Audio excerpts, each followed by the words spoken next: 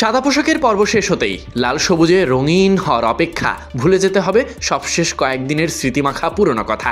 আবারও শুরু হচ্ছে নতুন চ্যালেঞ্জ।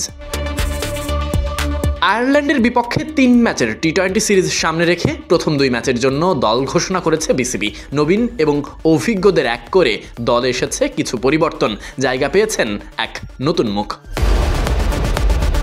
আইরিশদের বিপক্ষে 3 ম্যাচের টি-20 সিরিজ, তবে প্রথম 2 টি-20-র জন্য দল ঘোষণা করেছে বাংলাদেশ ক্রিকেট বোর্ড। সবশেষ ওয়েস্ট ইন্ডিজের বিপক্ষে দলে ছিলেন এমন দুজন বাদ পড়েছেন, একজন পেসার তাসকিন আহমেদ, আরেকজন ব্যাটার শামীম হোসেন পাটোয়ারি।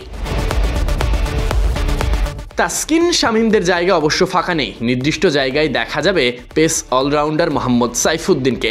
এছাড়া প্রথমবারের মতো ডাক পেয়েছেন 26 বছর বয়সী ব্যাটার মাহিদুল ইসলাম ভুঁইয়া। আইরিশদের বিপক্ষে ঘোষিত দলে অধিনায়ক লিটন কুমার দাস, টি-20 দলের নতুন সহ অধিনায়ক। সঙ্গে আছেন তানজিদ হাসান তামিম, পারভেজ হোসেন ইমন, তাওহিদ হৃদয়, জাকির আলী অনিক, কাজী নুরুল হাসান সোহান, মাহিদুল ইসলাম ভুঁইয়া, শেখ মাহাদি হাসান, রিশাদ হোসেন, নাসুম আহমেদ, মুস্তাফিজুর রহমান, তানজিম সাকিব, শরীফুল ইসলাম এবং মোহাম্মদ সাইফ উদ্দিন। আয়ারল্যান্ডের বিপক্ষে সদ্য টেস্ট সিরিজ শেষ হয়েছে। দারুণ সুখস্মৃতি টাইগারদের মনে।